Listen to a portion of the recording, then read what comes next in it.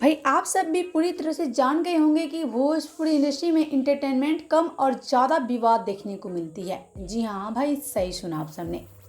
जब भी भोजपुरी में विवाद पूरी तरह से खत्म हुई रहती है तब 2 महीने पे नई विवाद शुरू हो जाती है। और एक बार फिर से ऐसा ही हुआ है। जी हाँ, वो विवाद कोई और नहीं है बल्कि वहीं ट्रेंडिंग स्टार खेसारी लाल यादव और वहीं काजल राघवानी की विवाद एक बार फिर से सामने आई है। इनकी विवाद एक नया मोड़ लेकर सामने आ गया है। तो वीडियो में आगे बढ़े उससे पहले वीडियो को लाइक और शेयर जरूर कर ले। तो दोस्तों, आप सभी जानते होंगे खेसारी और काजल राघवानी की विवाद के बारे में। इनके विवाद के बारे में बताने की कोई ज़रूरत नहीं है।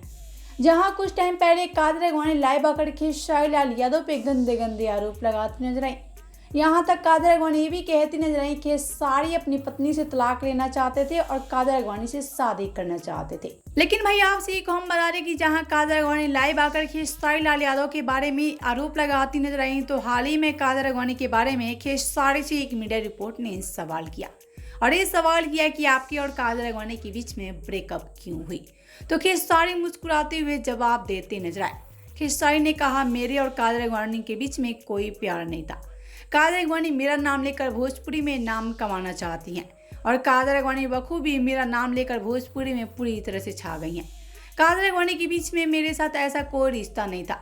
काजल राघवानी एज ए एक्टर मेरे साथ काम करती थी और मैं भी काजल राघवानी के साथ एज ए दोस्त रहता था, ना कि काजल राघवानी से मैं प्यार करता था। मैं अपनी पत्नी और बच्चों से बहुत ज़्यादा प्यार करता हूँ। पत्नी को कभी धोखा नहीं दे सकता। लेकिन भाई आपसे एक हम बता रही, खेसारी की ये सारी बातों में उनकी जुबान लड़खड़ाते हुए नजर आई और खेसारी लाल यादव ही जानते हैं कि कितना झूठ बोल रहे हैं और कितना सच बोल रहे हैं।